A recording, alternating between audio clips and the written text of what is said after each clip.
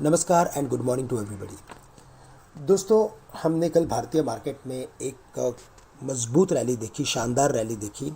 और मार्केट की जो क्लोजिंग थी वो 16,900 950 के ऊपर आ गई, जिसने हमें ये इंडिकेशन दिया कि मार्केट अभी यहाँ से और आने वाले दिनों में चल सकता है। उसकी बड़ी वजह यह भी थी कि इतने बड़े इवेंट के सामने जब मार्केट डेज हाइस पे क्लोज़ हो रहा है, इसका मतलब यही था कि जो मार्केट के जो एक्सपर्ट्स होते हैं वो काफ़ी कॉन्फिडेंट हैं और इसी वजह से हमने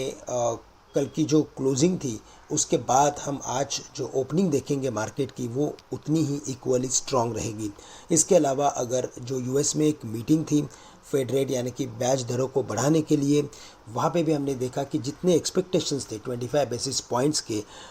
उन्हीं के साथ पॉलिसी को प्लेस किया गया और 25 बेसिस की जो हाइक है वो मार्केट ने पॉजिटिवली ली है, क्योंकि कुछ अटकलें यहाँ भी थी, ऐसी भी थी कि शायद 50 बेसिस की हाइक आए और शायद इसकी वजह से मार्केट में एक डेंट आ सकता है। लेकिन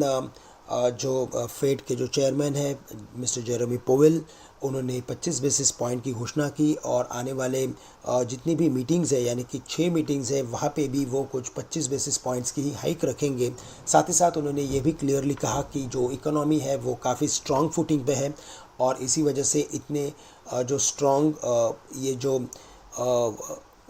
टाइटनिंग पॉलिसी लेके आ रहे हैं उसका मार्केट के ऊपर बड़ा असर नहीं देखने मिलेगा।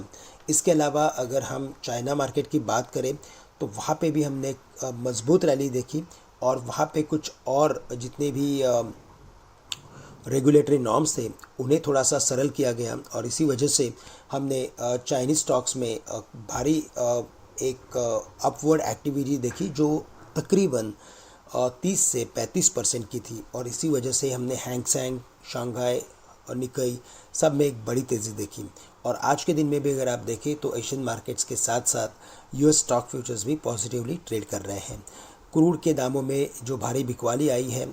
उसकी वजह से एक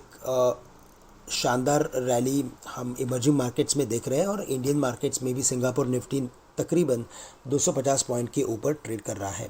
आज के दिन में अपने मार्केट्स में 17,250 17,300 जैसे कि सिंगापुर निफ्टी दिखा रहा है, अगर हम उन्हीं लेवल्स के करीब अगर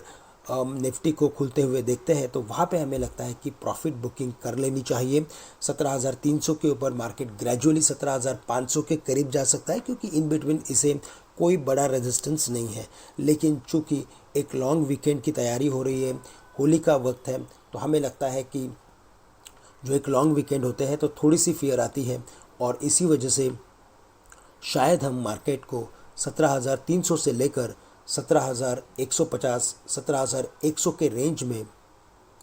ट्रेड करते हुए देख सकते हैं। हमारी स्ट्रैटेजी यही होनी चाहिए कि बाय ऑन डिप्स की रखें, क्योंकि मार्केट अगर कोई भी करेक्शन अगर देता है और आज जैसे कि वीकली एक्सपायरी भी है तो हमें लगता है कि मार्केट का कोई भी करेक्शन अराउंड 17,150 17,100 के करीब अगर निफ्टी को लेके अगर आता है तो वहाँ पे आप बिल्कुल लॉन्ग की पोजीशंस बना सकते हैं। साथ ही साथ बैंक निफ्टी में भी 36,650 यानी कि 36,650 37,000 के लेवल्स शायद हम देख सकते हैं और वहाँ पे 200 डेज सिंपल मूविंग एवरेज के साथ साथ 50 दिन के एवरेज भी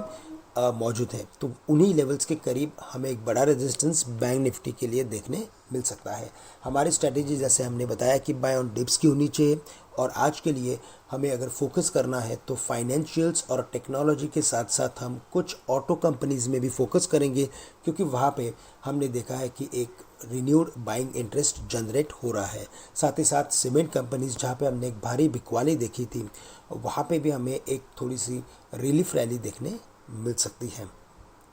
कल के दिन में जो एक्टिविटी रिपोर्ट आया था यानी कि जो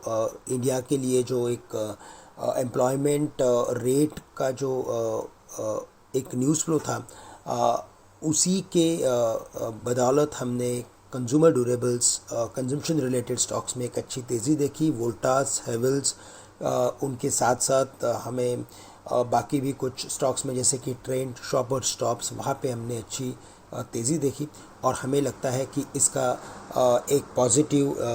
जो असर रहेगा वो ऑटो कंपनीज़ पे भी हो सकता है। दोस्तों इसी के साथ मैं आप सभी से आज के लिए विदा लेता हूँ। आप सभी के लिए आज का दिन मंगलमय हो। आप सभी के लिए happy Holi. Thank you and have a great day to all of you.